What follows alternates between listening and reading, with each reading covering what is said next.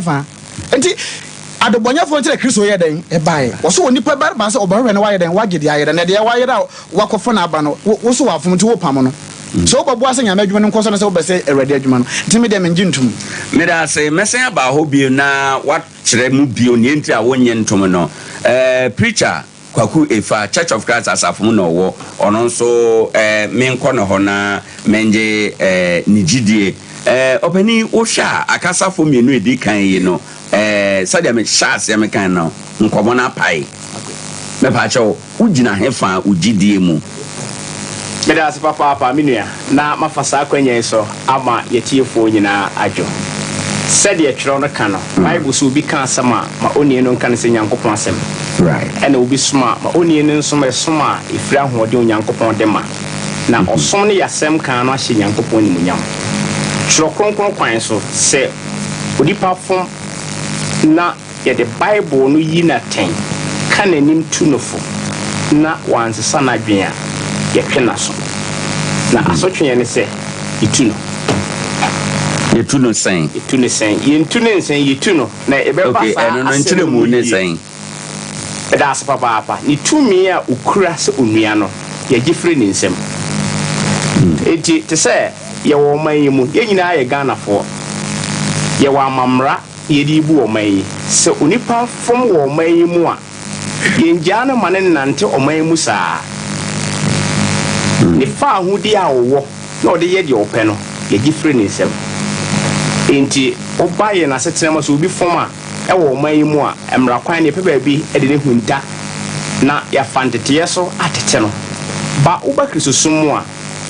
nipa dodo a abo asu ewo asafo no mu wo Bible kwan so no wo mu nyina hye Kristo wo mu nipadua ba akomo enti wo mu nyina kura Kristo ne nkyerɛkyerɛ ti sɛ mfomso obi ba wo nipadua no mu a nipa a wafom no akwa no ba ako ho a ye nyina ka bom pese ye betrete oni no na oni no anye atenaten no animika no antumu ana afutu na antumu a ɛyɛ so waye na adwen so onye den onsesa saa kwan no eyi ni firi nipadua mu ɛkyerɛ sɛ na kwanya owo ɛwɔ asɔre mu yɛgye na ɛwɔ example bebree ɛwɔ Bible mu oba 1 Corinthians chapter 5 yɛwɔ hwɛso sɛ asɔre no hyɛ ase wɔ Korinto no ipa bebree ba asafo no mu eti onua bi asɔre ba bi ekofa ne papa eyere eba saa na yehu se na ode hoahoa no ho asafo no mu because abranti a wasi so na opapa ware abeba say your size it wonya saa kwanya no a ofa ne papa yere na ohoahoa no ho asafo no mu yehu ho enhwe so 1 Corinthians chapter 5 na yenkan kakra na emo aye nyina wo saa sotwe na Onyankopon hye akristofo se onua fom a yemfa twero konkon kwan so entenetere na yentwena so wo Bible kwan so no eboa ma oni no nkwaje kora wie peye enti 1 Corinthians chapter 5 verse 1 ne korme kan kakra wo se obeka se adwamammo ewo mumu adwamammo a eni abosonsomfo mpomu se obi aware na gyayere na mo rehwahwa mo ho na mo wure anho amma wanyidi a oyesa ade no amfiri mu wato ade ase so onua na tu saa na mo no yen nya wure ho bia bone a wakomu no because Kristo timba at any time onipa wura bone mu even oba Church of Christ ma se otese yatu obi a na yatu ya na mo bebre onipa fom na o weta so onsa na dwen a ese sa asafo no tuno because ono a na decide se onsa na dwen se na menua no ka no ye beba nsem bebre so eti ha ye hu se onua no ehoahoa no ho wo bone na owo mu no te se wo nkran za na no wi wo na abontene wi guy na je oje fans ye be chi wa timi dwane nti e wo ho amra e na obeden e be di asie na mra no eboa ma wo ma aka akire no eso ye ahwe yie eti yenti dia oka me hyase ato so verse 4 no ententem na abo ye nyina se mo ne me honhom hia Paul na oka se yen awurade Yesu edin mu na yen awurade Yesu tumi ka me ho momfa oni no enhye Satan sa na honam no ensei na wagye honhom no enkwa awurade da no se de na me nua pani ka no awu se Year 2 be a church discipline. A yatanatane. There's a school near school, no one able to add there. Say, Obey crack in me, hey. Maybe deep palm and vango my teacher. But me, and near my school, mono name, ye teacher, upon a shame.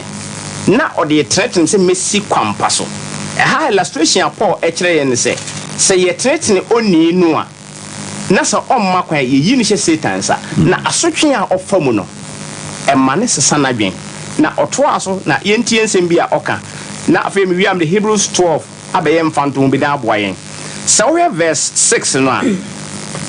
osan ma ehu se ma wo ho no enye fe munim se moreka kakra na eka more ni nyina ese bone kakra bi ka nipadua no a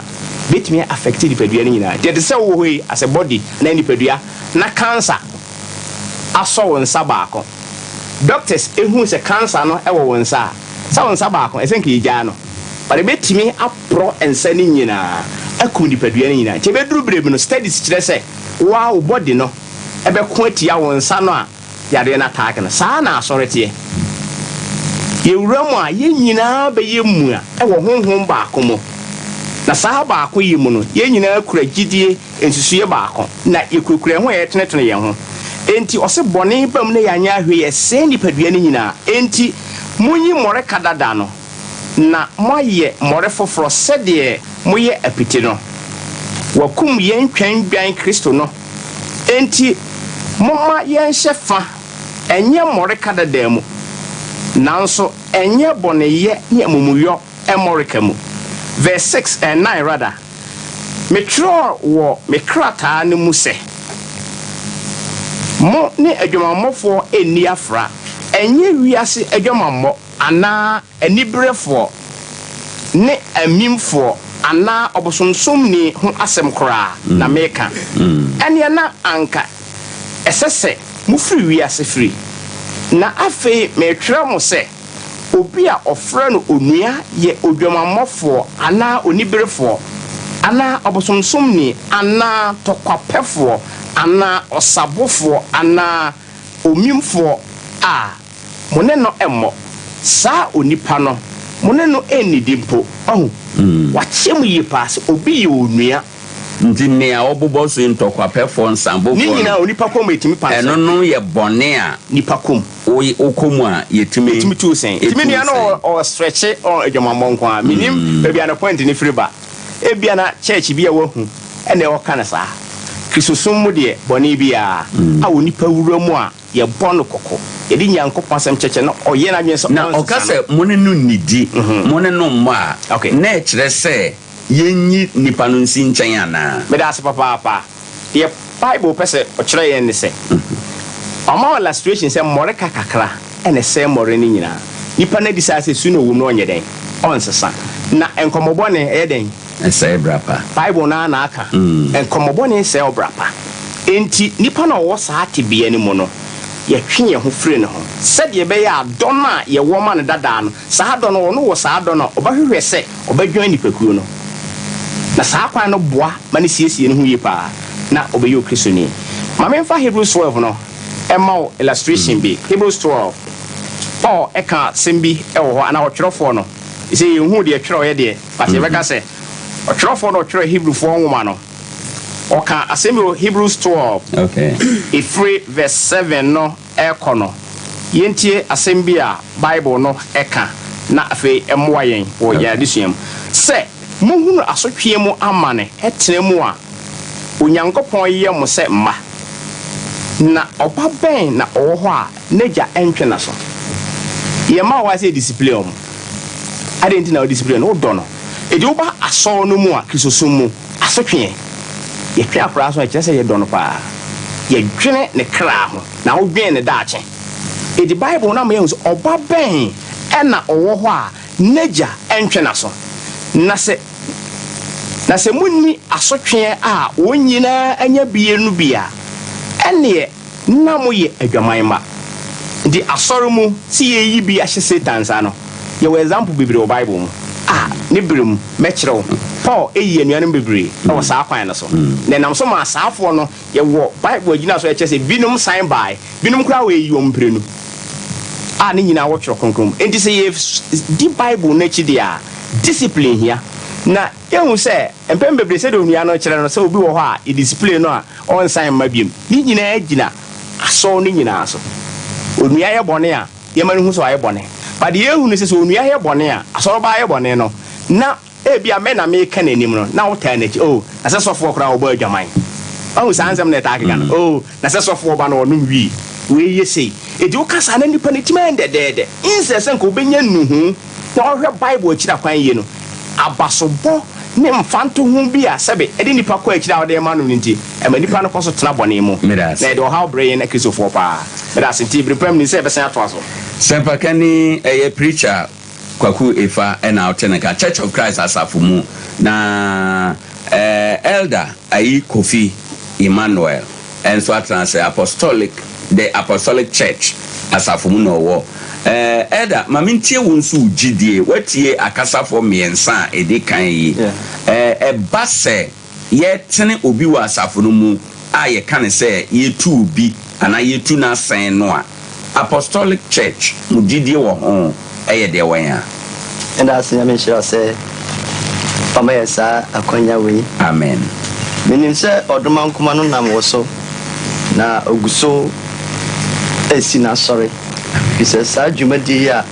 or the Hebra via Seno, a yadia, a bebois, a Christophonia Gyedie for ye pa. Right. I mentioned, oh, what's happened so. Dear Tia, and say, or the apostolic church Ghana mono. Yaje ntunsan etum oba asoro na dia yaje tum na yeyenso enti matwero bibi kakra na samian kasa se osempekani no so machire madwen e wo sa asemi so eho ndi de edika no asoro yaje ntunsan yeden etum nanso ebetumi aba se asɔre bi wɔ na sɛ ɔnye ntunsin ntoma ɛno nso wɔ no brebreka wei obetumi yɛ bɔne obetumi asra ma no enti yɛmmra deɛ yɛgye tom no so na mefa twerɛ kronkron ɛnta akyiri kakra sɛ obi yɛ bɔne na wotu no sen wɔ asɔre mu a me quotations no sɔfo abobɔ dodoɔ no aso Kristo Yesu ɛta akyiri Mesre Osempekano akan Revelation chapter 2 verse 2 amame. Kristo Yesu etachide. Nti Matthew Bibi said there is a check doctrine that goes with the scripture or the Bible. So it's not a sin to disfellow someone. I'm saying to no biblical way there. When says nipa no no wa yonkofa obey fellowship member. This a wina na obey this fellow. Nti rafokasa no de ye chirim ko ti eduru ba bi asafo no mu no na o ma dwen ene sɛ de Kristo Yesu pese ekoso asoro no mu no ɛfa Revelation chapter 2 verse number 2 ɔsɛ minimu nnwuma ne wo brɛ Yesu Kristo na ɛkasai sɛ minimu nnwuma ne wo brɛ ne obo asetɔ ani afei obo asetɔ ene sɛ untumi nkura wontumi nkura wona wɔyɛ abɔnefoɔ wona wɔyɛ den wɔyɛ abɔnefoɔ enti wonim wonwuma sɛ ɔno awura deɛ ɔpɛ no ɔmo gu so ɔmo yɛ den wɔyɛ fi sɛ wontumi nkura abɔnefoɔ bajo kɔso kakra na wasɔ wɔn a wɔse wɔyɛ asomafoɔ na wɔnyɛ no ahwɛ wasɔ wɔn a wɔse wɔyɛ asomafoɔ na wɔnyɛ no ayɛ den ahwɛ na wahunu wɔn sɛ deɛ bɛn atorɔfoɔ enti awurade bɔɔ saa asɔ no anasɛ saa ɔman no aba so efiso asafo no bacho sɛ yɛ efiso asafo no ɔbɔ ɔma aba so sɛ onim wonwuma sɛ ɔnso ontumi nyɛ den ɛnkora bɔnefoɔ nanso yɛnhwɛ ahintasɛm bi so ɛwɔ ahai ɛsa 3 John chapter 1 verse 9 to 11 3 John chapter 1 verse 9 to 11 so ahintasɛm bi esi hɔ saa enti mama enti ahono so okay 3 John chapter 1 verse number 9 to 11 me twere me koma asafo no na Diotrophia ɔrepɛ wɔn mu pani adie no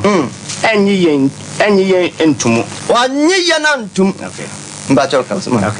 yɛnti sɛ me ba mɛkae ne nnwuma a ɔyɛeɛ no sɛ ɔkeka yɛn ho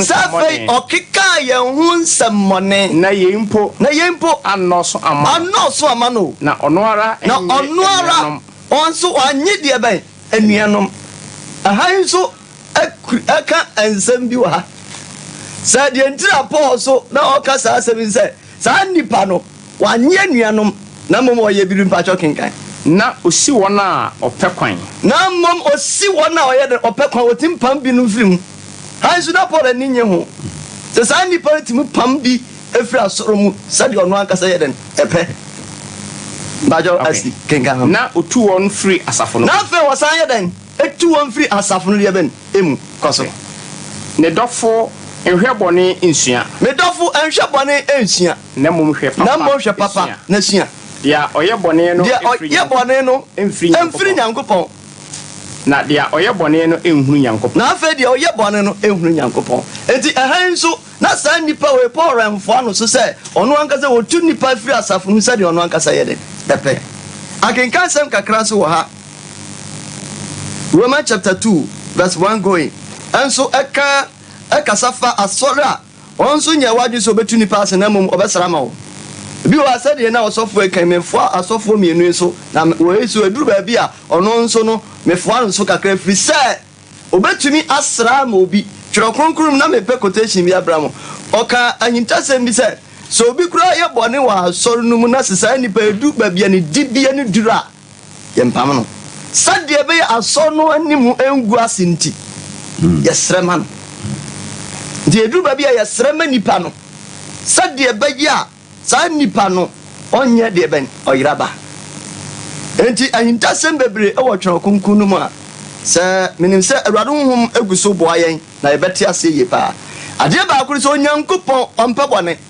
enti ɛna no apam dada no mu ɛna ɔtwerɛ ahintasɛm bi ɛwɔ ɛhɔ saa according to Jeremiah chapter 31 verse number 31 to 34 Awurade kyerɛ ahuntasɛm de awieye ne bɛyɛ no ɔbɛfa so agye nipa mpakyɛw mame kenkan hɔ no ansa na maba papa die so hwɛ na bi reba Awurade asɛm nie sɛ me ne Israel fie ne Yuda fie bɛpam apam foforɔ ɛnte sɛ apam a me ne wɔn agya no mpam da a me so wɔn nsam yi wɔn firi Misraim asase so a wɔn deɛ wɔbubu ma pam bra me yɛ wɔn kunu no Awurade asɛm nie na yɛni apam a ɛna no akyi me ne Israel fie bɛpam no Awurade asɛm nie me de me mmara bɛhyɛ wɔn ayam na matwerɛ no wɔn akoma mu na mayɛ wɔn Nyankopɔn na wɔn nso ayɛ me ɔman na obiara renkyerɛ ne yɔnko na obiara nso renkyerɛ ne nua bio sɛ hu na Awurade na wɔn nyinaa bɛhu me afiri wɔn mu akoma so akɔsi wɔn mu akɛseɛ so yɛwɔ bɔne bi wɔ hɔ nso a ɔba yɛwɔ bɔne bi wɔ hɔ a nipa no bɔne a wɔyɛ no honhom bi kura na ta na chi honhom bi na hya no because every sin is a spirit it is how honhom no ho ɔde nkyɛ nipa no a ɛbɛyɛ den sɛ nipa no obɛgyae no animu yɛ Ede ekobasa ese utu nipa no sɛ dabi ekobasa wo srema sa nipa no yɛsrɛma no wo srema ni sa nipa no abɔ mpa yɛ den ɛma no sɛdeɛ Awurade ankasa bɛte sa nipa no eduru baabi eduru ha mɛka sa hintasɛm no eduru baabi Paul otu abi ma ase no wɔse otu sa nkrɔfoɔ no ɛde hyɛ Satan sa sɛdeɛ bɛyɛ a wɔn kra bɛnya ɔgyeɛ awiyɛ brɛ no na kyɛ sɛ ɛhan no wɔn awie yɛbɛka sɛ otu wɔn nanso ebi nso na wɔsrɛma wɔ because eduru baabi a wɔbɔne no so nipa ro bɔ mpa yɛ ma nipa no a Awurade nankasa tim twi nipa no yɛ den efiri sɛ ɔmpa na asɔre basa but in the beginning na asɔre no hyɛ aseɛ no eduru baabi na ni ase ne yere Safiria ɔmo kɔ yɛ mfonso sɛ de bɛyɛ saa bɔne no ntra asɔre no nti wɔn koko bɔ no hwɛ yiri firi asɔre no enti in other way no utu obi si a wonya bɔne ma wo srɛ ma obi nso sɛ de bɛ nipa no ɔnyɛ iraba ɛno so mfon nti sɛ wo de wo gyina mfini sɛ eduru baabi a yebetimi atu obi asen Wonderful. ɛna eduru baabi yebetimi asere ɛde ama obi sa nti ntunsen nyamfom so ntunsen ewo kristosomu ena yesram so enyamfom so because a doctrine so be another make there is a church doctrine that goes with the scripture.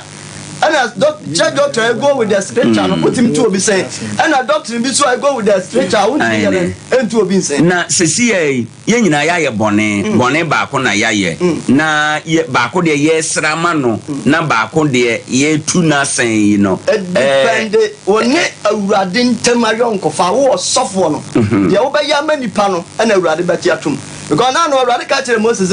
oman ye me bone e ba be kuma mu nyina ana Moses ebesrama oman no se awurade oman wa na odi basa mu yade akoyi wo na se nkrofo akoyi oman ya free on chen te se wa gokum wo na obeka se baba bia odi wo ko no wo mpese odi wo mbeko woni asase pa bia wo ha odi wo ko ntia wa hye dan den akum wo enti awurade ka kire Moses se Moses de wa kanti majai baba wutie asema wa kanti de wasra se wasima srama oman no nti wasra ma wonti menkum wo nti se nipa na ye bone a asoro no betima ka se wa ye bone na de nso ye ntu nse na ye srama what trust it is the churches of Christ say send papa ye carry ma churches of Christ a cheye pa omonya mfonso se nipa ye bone na o matu asen eno no omo go by the scripture omo for because say ntu nse or bible eduru ba bi Paul say sem wo ha kama pam nipa no kra ye den ekoda o se me wo ha kama pam no koda dada wade ase ye duru bi so a osrema me da se ye duru ba bi a ye srema ena eduru ba bi a ye tu nipa no sen ugidie ni sen ena wani gu so a wo hwe e wo Sompa TV so wo san so tie ye na e wo Sompa FM ahodo eso e wo Kumase e wo Nkonanza e wo Sunyane utie sai dwumadie dwumadi a ye de dosuko ewo ye Gyedie mu ewo nsem bi a ne nte ase no enye straightforward ewo tro no emu fear not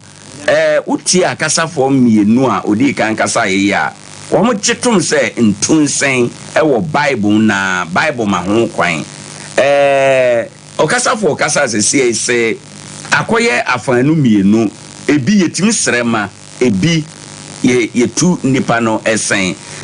ediem bio pa na eye wadanse wo bible no mu a wode betimi aka de awo makan atofom se ntunsen ensem fata Kristo asafo mu amen medasene akonya fofra wode amame papa no kenkan 1 Corinthians chapter 5 no odompe wan kan verse 3 ne peso ye kan verse 3 verse 3 was say na minni ho honam fam na so ho fam wo ho atiefo na hwefo nyina metwe mo agene so say Kristo na yesom no do ye na honamani ba nya honamani som 2 Corinthians chapter 10 verse 3 and 4 was honam honamani de na so muntu sa honhum John chapter 4 verse 23 and person kan mami John chapter 4 verse 23 okay Otamakani wabia wadaruma wetu makama onya mienti answer na John chapter 4 verse 23 okay down okay na sapati na imo ya bi no biansa na bra no reba haya bra Yesu koto oba no subura no wo sere nso a wa ma no bra nti na mama ya nhyase verse 1 kankan ne wo se na bra reba na duru se no kra sorofo basore onyankopon honhom den na kuram na wana wo sore na sare nyame ye den ehwehwe nti etomre bia na ye de som ne ya ba honamani not me was so honhom den honhom som but what I say nti 1 Corinthians chapter 3 verse number 5 Paul say mimi dua na Apollo gusunso ba ne nyine de eyewurade ye de say de nyame ma before Isaac chapter 3 verse 16 wo say ma ya Israelian for say kan ma bo na ye den e kire won wan ka de a wo waso die na wo ka na say obi ante na say owu a wo horo sa ye den afri ne bone ho nti ye de na say nipa fom a me so bone so de me pata me kire say nipa no fom a ye kire mata ye ho na ye tenetene no na ye nka nanim na ye no na nyede entasafo no mu da say ye ba pam no so nyede onko Africa nyamesom we say bronyini ne banam na wa poli na wa hwease no na wa pagya no dwene asore na wa prapra no ho bibini sa de banam so oporo ototo afa na obasi ne koto enti woni tutu otuko enti boda wa hunu wo tetina akora na say wo sa brand sun ana yaw na ono na mu no wo sa de fufa yeden e ba baka no ho enti Romans chapter 7 verse 7 no Paul say enkamra na nya boni na mra na ba se boni na yeden eno so enti na yedi ntunsen ye beye wo say enti no adwamammo ne nyisatu go na yeden ena ekoso nyame so mpasa je nipa na say wo ya de we ya senka de no kra na esenka ebo amanfo hu no ena nka ese ebo asore no hu no amaboa so Kristo no e ba se boni na yeden eno so Paul say e di ntia wo say emra no de enkanya bone say ye beka say obi ya de ye be den ye betu na asen na mmom se me yere se me kwanyinsen anase ye chime a ye betu mi asen tie de se be fa ofro na me den me yetu agu enti eye wona wo de santunsen be share asodo ma edi hu abato maba wo ne mrante no so no na masa de ne ye den na ekoso John chapter 8 ye choba de mafobde ne kokristo nchen sanka minu mienu anka ye mfunu ndo kwa nanka ya pam no eso Yesu say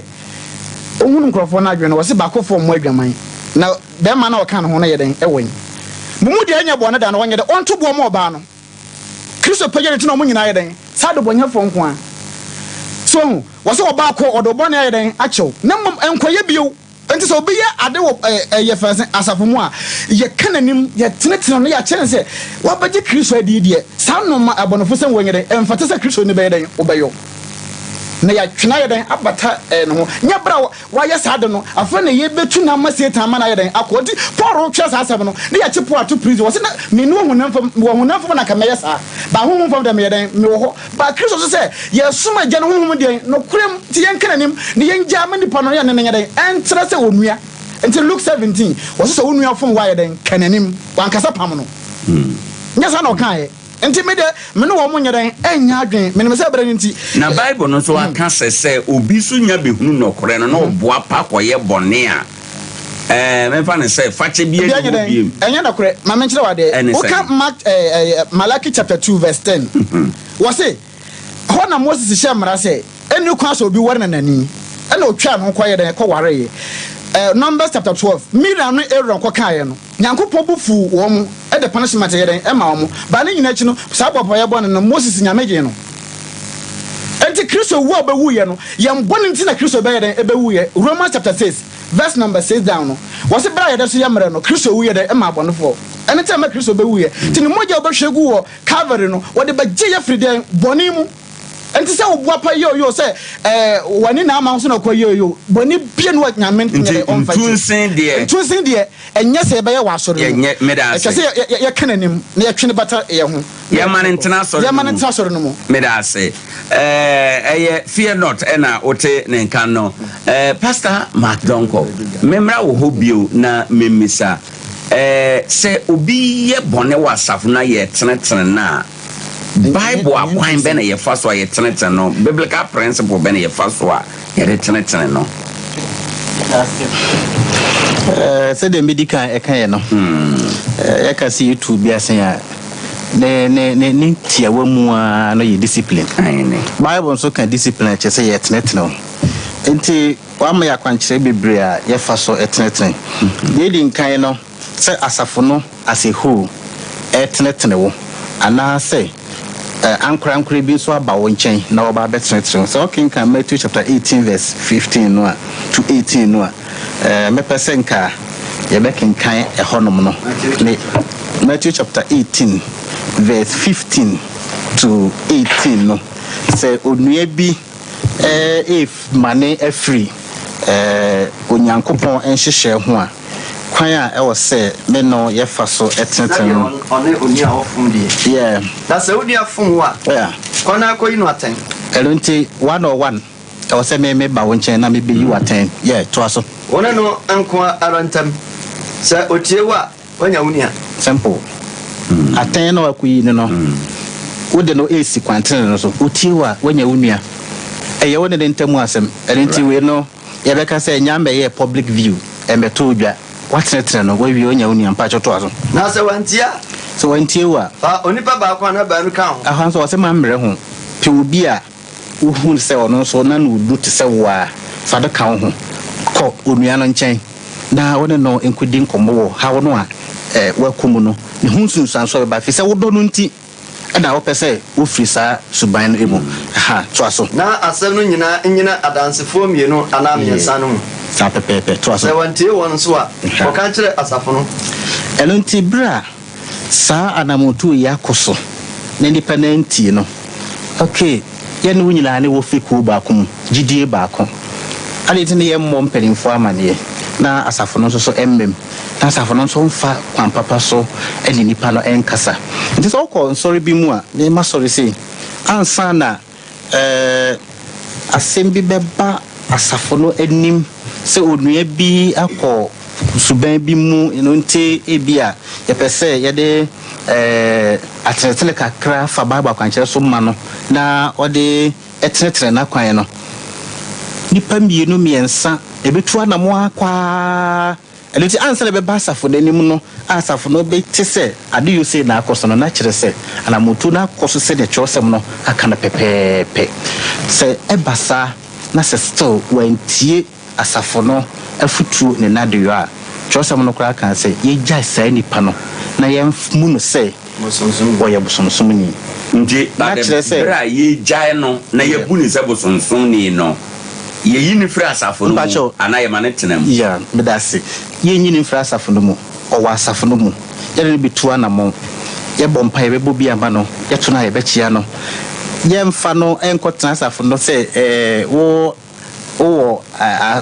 menka ne sɛ asotwe ase nti wobɛnkyini wotena akyiri anaa wotena ha ɛne no nyinaa ɛkɛbo berɛ a ɔsom ɛkɔ so no afutuo no ɛkɔ so no nyinaa no yɛ ne a ɔde ɛsua biribi sɛ ɔbɛtwe ne ho afiri suban a wawura mu no ɛmu ɛno nti deɛ memenim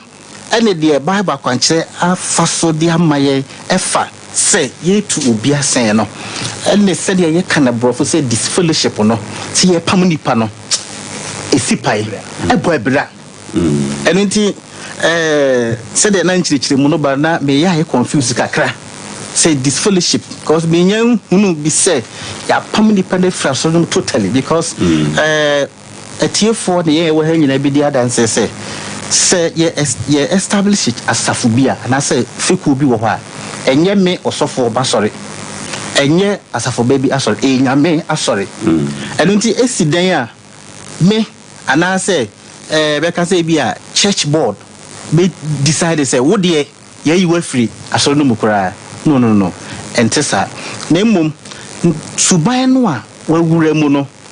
ena ye kire wo say Kristo anamo na ye disu no yaka ye ho abu sa asafo no na Kristo na ye nipa ye sua no o say asem ka me mbokoro no akobokoro no nti etesa de a sa asori no nyina hunu sa ahyase ye no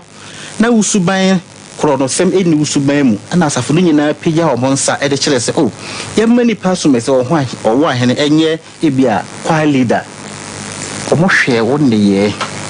ela egitum e de sa adwumade no ma wo eno nti se kobasa na owura me fa se krono bomu a bible se mo krono eno nti e be tufo ya ka just anamo a watu no nti trosem etia eno nti se ye mawo de sansu no ebedi asafo nani na obi atendensa wo so se na no nye krono wure na odi asafo ye di mu no a ene fa adwidibra ekura no eto ho na enye suehunu emma won kakra bra wodi sa dibra na to no na usua bibi nyese ye ufra so no bokora ti se dia eyeka entunsi ana atenetene no a sana ewo se ekọ sa ba kwankyere no so ewo tro me da se ye bra no nti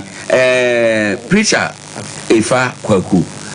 yam me fan free de okan ye se nipa no wodi bia bi kura wa asafo no mu na ye ka se bia ade we nti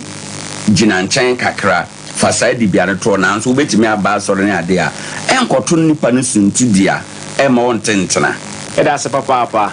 sɛdeɛ na woka ntunsen wo sɛ meka sɛ nyɛ ntunsen yɛntu nipa nsen soro ɔbɛte ahwefam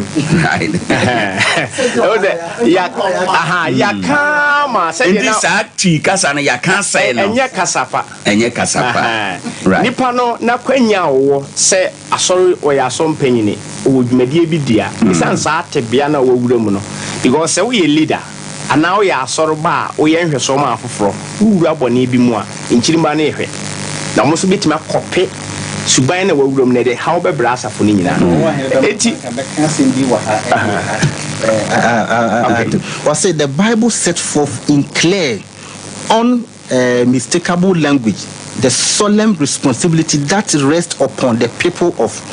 God to maintain their purity, integrity, and spiritual favor. If members grow indifferent or drift away, the church must seek to reclaim. Okay, that's papa. Enti said ye be yen ye nimbe benyam. Na even Satan enni ye mimti. Se obi wura mfomso no ma ye manipa ni hu se wafom. Enti said ye beto nipa resinti entrance into dia. This be o deny se onfom onye bone. Based on 2 Corinthians chapter 13 192 no ma ye hu se ade bia ye beka ho asense obi aye bone no. E se ye kra nya evidence. Inya adanse a e kire se onua na ampa ye se obo adwaman na adanse ni onua no so kra agiatom na ye nyina ayi nipa so nipa ye bone na ono agitoma e den se e beto ne sintidua e di se de ye ka no ento obi ha sintidua ye nipa bebre no won san a sabe twro kronkron kwan so ye de Bible mra ye di won a asiesie won osan ba second time a ne modem mo chen kan de no se nipa no ye de ne fa Bible atanatinum sei even say sorry osofo kra na oligi aso na komfumso mu na asotwe se fata de ma na achiechire no a e ma osua ne ma bebre afoforo tufo na saa kwan no a o tena achire no na afoforo esua biribi wo ho no eno na yemu bebre nso empe enti eba discipline onipa bi emetima discipline no okay amamra anakiso somra even Paul wo 2 Timothy hono yehu se woka anuanum binum asompa nimfo a Bible so mo ye adum ti se Peter no oka o mani mu nipa nyina mu ebi se na niema o mo ye no o se na o mo de mpapa mu ba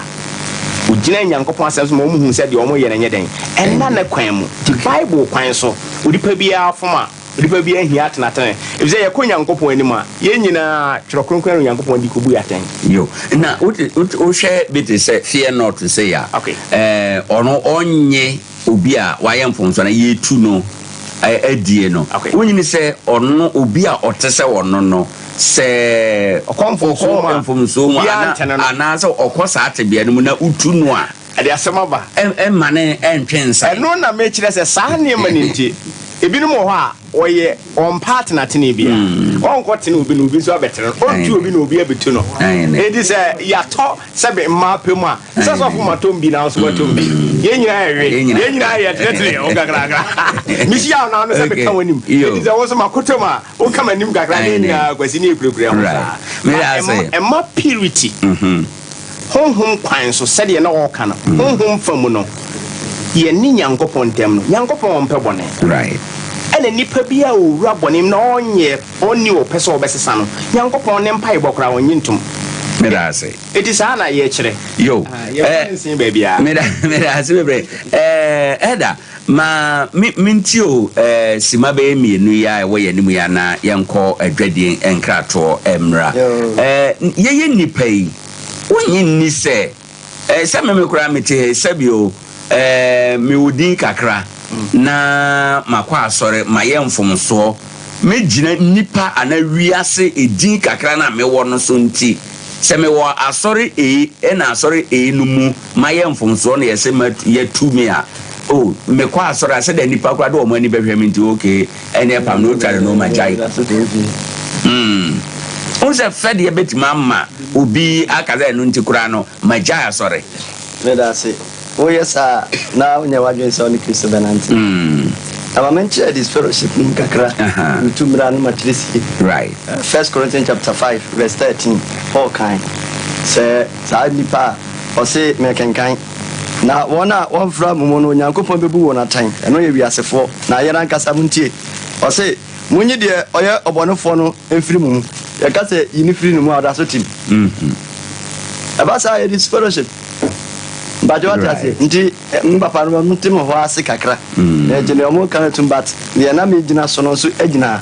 1 Corinthians chapter 5 verse number 13 Paul can say sa ni par mo ye den munyi ni mfrim This is a Bible account so there, and this and present on my uniform. Minimum, my dad say, baby, I should say, a son painful baby. Our pa, a mokoya bonnet, in Wobia, near channel.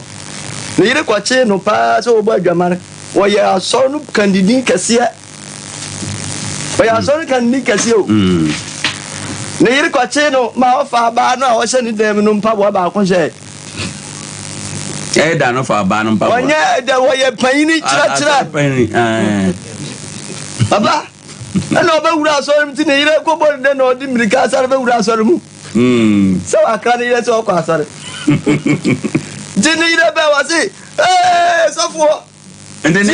I saw make a dance. Needed and Papa Bass on them all. Bamano, oh, Bamano, so for Bamano, or church as a packet cassia. Uncle Far, brother, you watch it, no Dominicano. So I found Bana, calling them in power about my head. I can't power. Do a Balbacas, I said, them who pass on budget to me. I am no fast or two, then the Nicola. Obama was it. I don't say you. Not answer for, but a man to answer. A man to answer, of course, what to them were. You're 2 4 more. You're 2 4 more.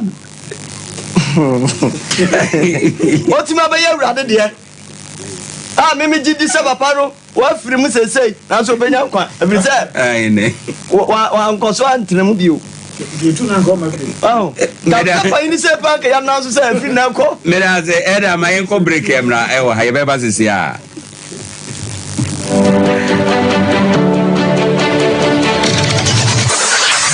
Introducing Mixer 5G Sparkling Drink, a whole new refreshment in a can. Mixer 5G is a tasty non-alcoholic drink. It is a perfect companion for all your events, including parties, weddings, and funerals. It is made with green tea, ginseng, guarana, grapes, and grapefruit. Get refreshed with Mixer 5G Sparkling Drink. For bulk purchases, contact 0246 270 221. This advert is FDA approved.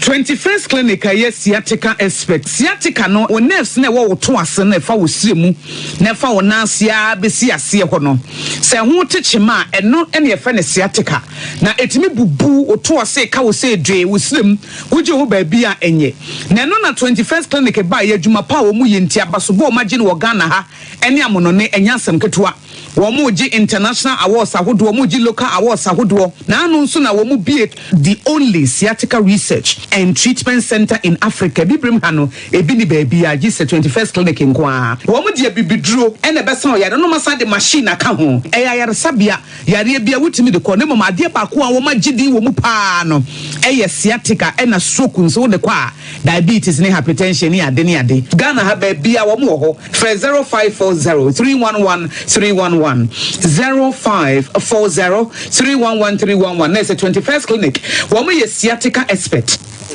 Yes, I am Aquaba, higher Sompa TV. Gyedie ni sanjumadi ena wason eguswe na ene asama dead day no yesuamu ade ehunu se ye nka ne se yetu asan ye ka ne se yetu nipa no afi akasafo mienu ekiremu se Bible jetum se onipa anasafo ba bi ye bone a yebetime atu no na ye de atenetene no na ni ba ne ho so a yanya yenua na yene no akoso asom ena fear not to say ono de ojetum say nyame asafo mu Kristo muja no nti entunsan bia ni ho na utu nipa no kura enya de a obesan ababiom ena eye elder Emmanuel Ayikofi say asori bitu obi sen a onye mfomso esanse no wo agina so wo Bible mu ena obi so a yesre ne mfomso na wa ye ne de ma no eno so wo twero no a emu enti ekobasa nipa no nso anasa asafo no onye mfomso enti ono de asami ogina mfini ewo ha sen ena onso oji asami di Gyedie ni sen wo ho eye de wen obi aye bone na yetu no ewo asore mu owo dibia bi kura yetumi agye afiri ni nsam kakra na osachira ya je no edena babeka ho ma yentie wonso Gyedie ntuo ɛwɔ asɔre mu de akane na yɛka ne sɛ ntunsan no ɛwɔ asɔre mu ugidie wɔ ho ɛyɛ deɛ wɔ hen 0598 994994 0598 994994 pacho ubetime abaso bi na waba ene ye na aba beche ugidie 0598 994994 na wabaso. Hello, good evening. Hello, good evening. 0598 994994 na wabaso abechere onso ugidie ewo eye enkomo iso sebe ya bibia ebe kamade amaye. Hello, good evening. Okay, yegusu a ye hwese ye betime a connect eye ye tie4 ne ya hwefo mo amo tie ye wo Sompa 90.7 Sompa 98.9 ena Sompa 93.1 woko ni nyina no ubetime afre aba bechere ugidie o hweye wo TV no so a ubetime aba na aba bechere ugidie na mo mesrawo o hweye wo TV no so a ofra mentie TV no tie wo mobile phone now they afre no so ebebo. Good evening. Mebajo, good evening. Mebajo, udini baby akasafi. Hello. Okay. Yegusu a yetra say ye be connect no. Good evening. Hello, good evening. All right. Onso betime akoso na wafre wo de no tomu a ye be fa 0598 994 994. Good evening. Hello, good evening. Okay. Yeguso a ye hwe say ye betime a connect 0598 994 994. Mami tumnika na menka nkyerɛ say yade ya enti say yade ba wakwan mu a na wahwehwɛ eye baby pa akɔ ayaresa baby ba ko a edimu ayo ayaresa mu ye 21st clinic yesa yade bia na mu yade ba ko so pa yedi mu akotene na Ghana na bibre mu hade yagidin ewo mu ye sciatica no eye oto asentini efiri usisi achi fa wo serem eba besu na kokom ko na tabono no ho techema ebe ye ya enti no ya na de 21st clinic ye nkrabata be yedunum Ghana ha nyina nti bomoden a na hwe ye chi akwan na yentume emoa wo nkranza ye ne Presby bank no die nhwe e wo Children's Park nchen ho sunwane GN dine dadai no emu wenchi kramo store echi odwadada mu brekum ewo amango ase ye ben Chris FM ena sunwane ye ne teaching hospital die nhwe wo ba eye asante maimu a ye wo ehwa overseas timber market ne Alpha radio nchen hwa ena afi obo ase cancer quarters ye wo takwa ene miamia ahodo bebre me de wo mo number betu dwasese abama me kwa ahoma ne so. Good evening. Hello, good evening.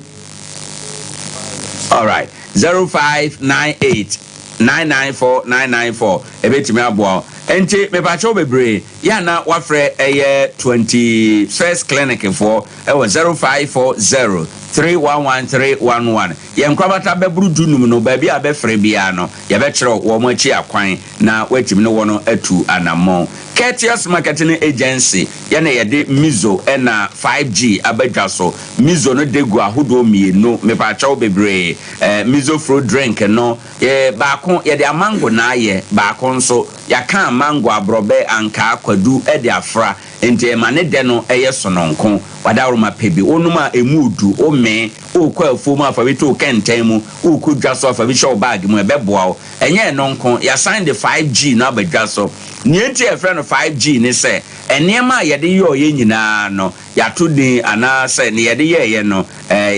ebia no G ne di kan guarana ewom grape ewomu ginseng ewomu green tea ewomu na grapefruit ewomu enunti na ye friend se 5G no onoma enuaba kan na ote ne sent ne ewomu ente se baako ye wodwa so onoma na asoro onipadua untumenna na asensene won we de ema wa hoden ko a wotena wia so che wo ye driver wo ye adwumaden mesi ni wo ye adwumaden carpenter ne obi a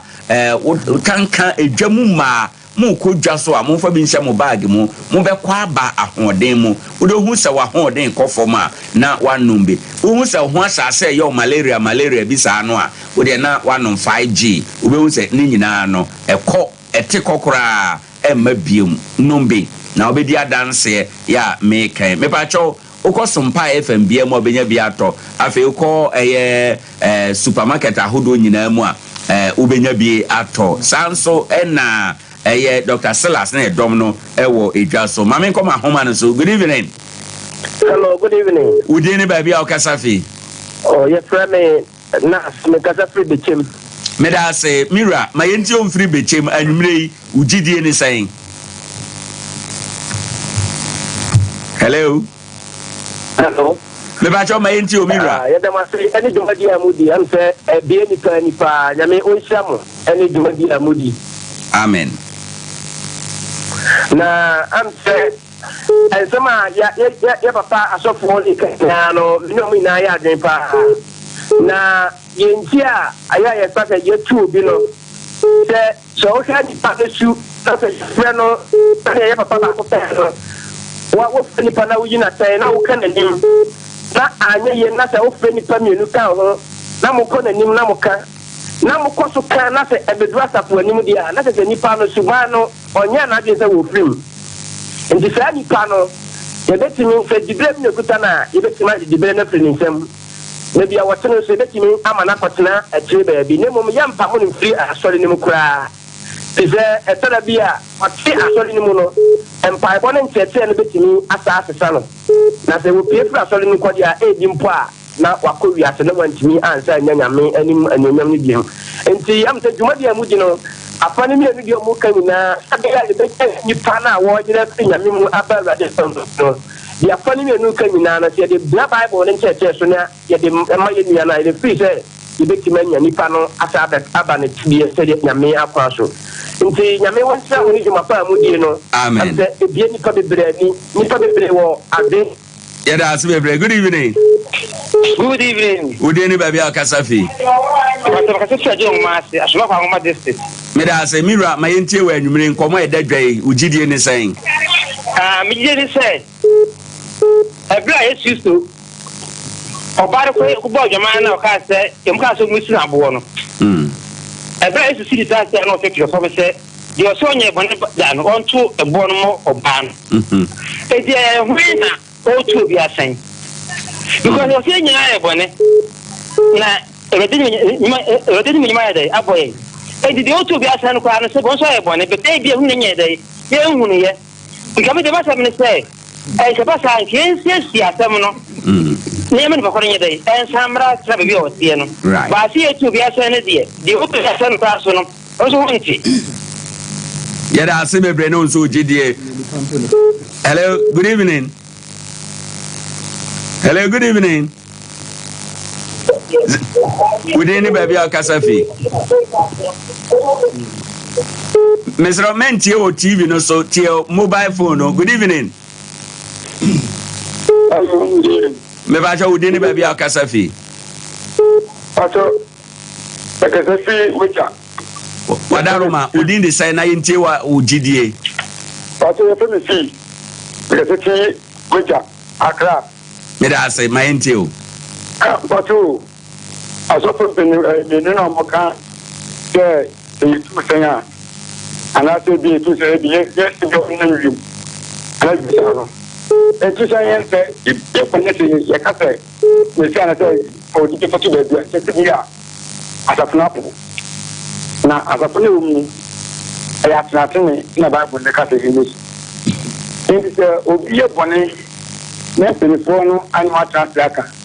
one jantu pasa ko friend in kunjino ataka na mamla minensa ya kan wazanti ai jan ayre ndi bimwa e o tata for me at 16 wife in say ya mo so pressure na se continue ne ana di bimwa wono atuo na echinu unu mo asala Sompa is in now. And get to be a Napo. Right. Maybe a category for different position this year. Yes, be and one. Yeah, that's it. Good evening. Hello, good evening. Hello. Good evening. All right, 0598-994-994. Good evening. Mebacha udini baby au kasafi. Meda se ma inti wa nyumrei. Ta bi ya no maso kwa ni. So bi ye boni a. Ipa cho bi show. Mhm. Ye boni na social media. Find it me say. Say Judas antena sinti. Obi de class. Online na ba ko share pa ko. Sana bala ba ko leka. Onya ko sa ko de picture. Para ser ma ko mo da ya. Onya tu mi share ne ba fa. Wo ga de wo hu. Enti asa ko ne ya ko kwande. Afuki wa mo sama. Ko ti me tu na se. Ana de se ka to tu na na ne de mu. Wo ga de to no sa. Mesmo ani de duma ma che en chreche so de tam ko ba ma ko no ti kana ba no ya ba fo no che ne un suisa ana ani no ya in change that dia ade picture dia ba no yon plan sai to para o casa no non è secretary pa ati je ne no ne Okay. Yes, we that's bebre. 0598-994-994. Good evening. You can show that room. Just right, you know. The shower was for the number, and then Cassati went patch on the room. Oh, Zewaya. They were to the flights in now, Cassayan. Okay, Yate, Church of Christ in no. Oh, okay, Yate, Omodo number, Bemano, no Wakasa. All right. What number send it to? Mama. 99 chatro. Okay, Yate. Omodo Bemano, no Wakasa. 0598-994-994. Oh, friend, also Wabaso, Nafe, Wababechre, Gyedie, Ubiya Bone Wasafumua, ye tu nipano. Say, ebi say, ne kwan so an e Bible, ebi nso say, no kra bema nipa na soro, okwa anhwa o mabiem, o nipa na ferefo wasafo no mu, wayemfom so no de, na nso say yanhwe ya nipa no kwa o mabiem, nti na wakwa akonya emfom ohaw. Gyedie ne say, good evening. Me free Gyedie ase from Yusuf. Me da say my enti opening. Gyedie ne say Yesu Kristo ka te asuafo no enko kyerɛkyerɛ onko kantempa no na de obegyedie no omo nkyerɛkyerɛ no enkyerɛkyerɛ bɛ no ka sɛ omo mfa nkyerɛkyerɛ sa nipa na wabegyedie a nipa no yɛde sa nkyerɛkyerɛ na kyerɛkyerɛ no a nipa no agyedie a wata aba bɛfom a wɔsi nya no ma no asafo no mfa nsɛ asafo ma no enka wo mu biom nipa no ya kyerɛkyerɛ wo Bible said there was so fun tunga the water and chino on Pasai Christo. It is a one of Christo. Now I get the near the church and I said also be this. Now I die through walk up for Fiatia. Then you mountain non fantastic for them. And they won't really. Yeah, that's me. Good evening. Good evening. Meba jo dini baby akasafi. Me da say my into. Yami aka say Bible no I say this say Roman 12:19. Doesn't mean I return me na me fiaka. Ani na wo e obika. Tu yo bia free aka akafuru say why you point me you afiri. Yami say me na me fiaka me na return me. I think that obika. Maybe I don't know. Okay. Yeah, that's no so the out the buy 0598-994-994. Me ba cha o baso na waba be kire onso Gyedie. Dwumade ye Gyedie ni sen na ye bisa se ntunsen e wasafo mu no Anna, but good evening. Evening. Would any baby a Casafi? Maybe. May I say my intil? That's a medium say. And I may say that you didn't know on now, you see, but there will be a dear, or be a woman that you know people of them. Now, or be a woman that you didn't it will be a woman that you know of them. Man, to be full. Manager said, it will be nice to see about them. Like you say, what true.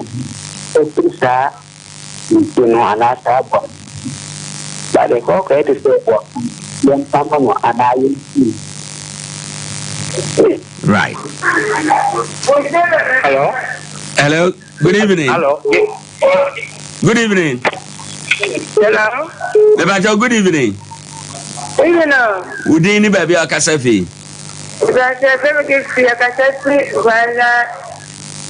May I say, Auntie Gifty, my interview. Good evening. Auntie Gifty, Mr. Mentia TV to your mobile phone or so. Okay, good evening. Hello. Would any baby a Casafi? Me Pacho FM. All right. May I say, me Pacho program. No, but in start to my me.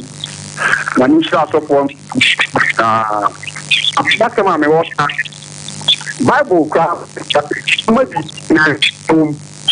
may travel people. So be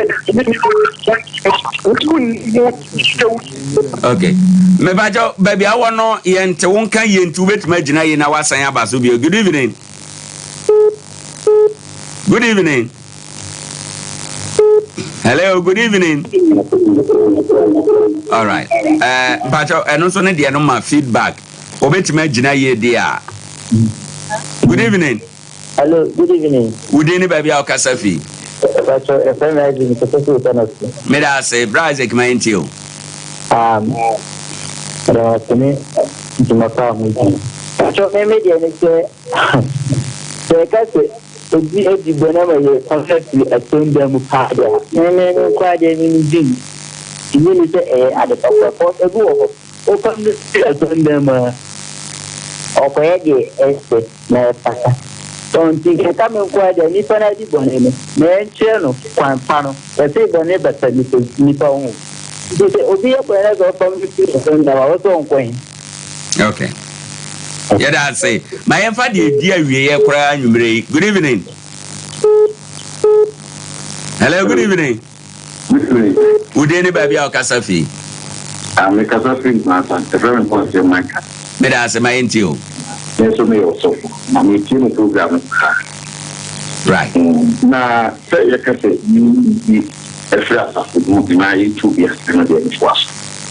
Okay, you can to Deuteronomy 17. For the usual previous to be not clear. So then up on that can.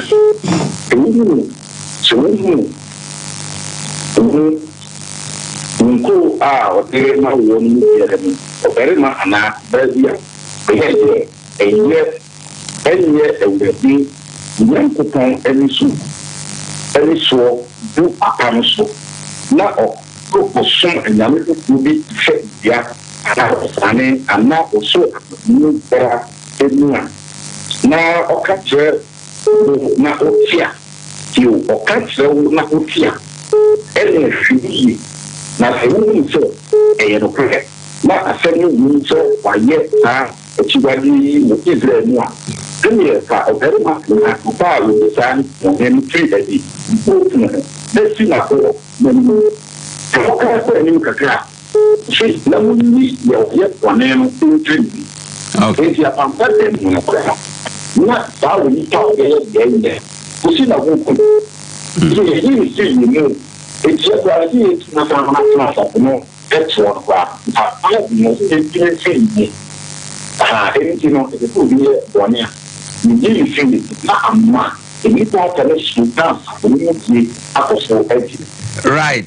Obani, yabeda asi bebre. Say when you home, oh yes, suffer. Now per se, you invite to my program in Subia. We to my fresh number way 0244 361008 0244 361008 or so for Malam anase Udifo ana obi a unim said ye pensem Bible mu ubetimi aba eye wa fresh number way producer na bema okwan ama waba eye dwumadie no so na onso waba be kire Gyedie no ebi makane sa mawie no preacher ifa kwaku wadaroma ye breko sima ba ko wasemedi awie na ye nsore medas papa eba se ye tu obi efra soroma mejetum yi pa o Bible kwan so if you say Paul etu bi nipa bebre e wonhwe so otu obema bi kura mprenu a ni nyina osan ba asore nti ufa pampa so a na o kirekire nipa ni ya obeba na obekan nuanom ho na ne nkwaje awie peye na si etu obi ne eboa ema ne nkwaje awie peye papa me da se bebre Pastor Mark yes sir yempon wen yo beso me da se pa Bible akwanchiri mu no yade atene ema obi no etesa pepepe Bible etne so na me pese meka niema mienu pebi ewo ha se ebia yebenya adwin bi se yetu bi a asore no begu e pese etifo yi sa adwin ni fro because asore ye nyame asore no se me sofo se be fom ne yetene me a esanse nyame asore no asore no nguda na ye di kan de to so bio ye ka disfellowship na nkasa no a disfellowship na enoa na de ne ho ba wa nipa na nkasa kra na uyi hu fra asore no mu because usuban no ne cool no movement no enko nya etwato kra no obi bia oye true Christian oji dipa no onsuru atenetene nti oken kan Proverbs chapter 28 verse 13 no or say de okata de mrato so no ori nye promprom na de oka na ojae no obi hunu mobo hallelujah that's bebre eda ayikofi ma yenti so me that's meseme katro no Romans chapter 2 atro say if enti wo nipa biara obu atan no ano ye biara ni ho emma wo efri se je obu obi atan wo mu no ubu wara wo ho fo efri se wara ubu atan eno wo ye sa ade nara nanso yenim se nyankopɔ temu fa ne kwan so pe ba wona wo ye sa neoma no eso na wo nipa ubu wona wo ye sa neoma no atan na wo ye sa ara no ususu se ubedwane nyankopɔ atemu amen amen enti de meka nyina ne se de ubu obi ho atan a opejala asensan ewiem nso kwan bi so no wo ye sa ara nti di kan peja ho sensan mera say fear not ma yempon me no ho ene ma me na wasebio na ye kwa awiye no na me papa church of Christ of no kese me mpe discipline and nti na ye bia me support no yes e bia wo in person okay nti de na me pese me clear e ma hwefo nyina wona hwe ma tie me nyina nime First Timothy 3 was it the so hwefo no say ye nya ne ho asambone nti me discipline me ntwa manfo so no kra ngeden emma that is me fear not so na ye ka bibi say enyinsen no ba na say bone ne ba enna ho na nya atwem na ye den eba ye ka bibi say bofo de ne nam ho ye den ho apa so nti ansa na bofo no okokum na onya bofo nti ye hwe say bone ne pia na wona ye wosuma say ye hu wo no nti ebede say ye njama wono Kristo na oba be yide yeden eyene dia aradin fanhye yensa nti me das quotation na yempon Romans chapter 14 verse number 4 Romans 14 verse 4 elder kama na afi memfa Romans 14 verse number 4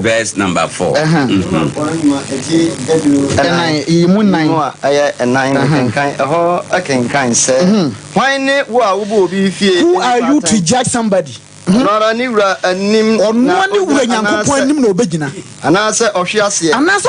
a anso obegina nyame be managina na wura betun ama no agina nyame betun ama na yeden agina ntie de nse ye be ka asam no a kire no ya tenetene no men so some for so bi enti obi fom a yen kan ne ma yen pam no nyeden emfra asafo no medase abusan for yen so yeda ase bebre aha na yede Gyedie ni sembesi said am dey kan o ye osofo ye sempa kan o ye malam unim o ye kyerkyerefo na se o pese o ba dwumadie so be kyerkyere a me ba chofre producer 0244 36 1008 0244 361008 na waba obema kwan ama waba beka dwumadie ho yebeda osempakani ayi Kofi Emmanuel the Apostolic Church ena owo sanso ena eye osofo McDonko SDA asafumu ena owo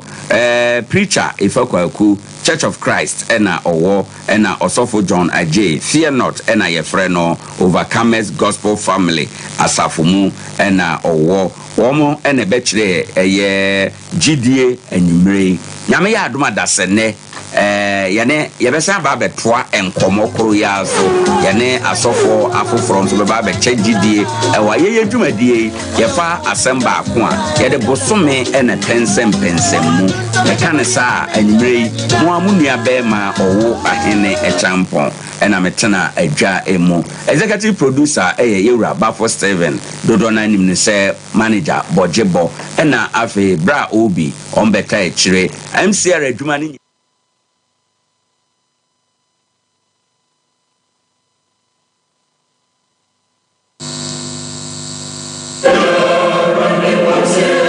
Oniadofo enti de wo ken saletie ana petro ngoma etosu mienu etie mienu yi mu ba akokopem yensa 2 Peter 2:1-3 na edifo trofo so wo man ni mu se de a church for trofo beba mumu no nso won na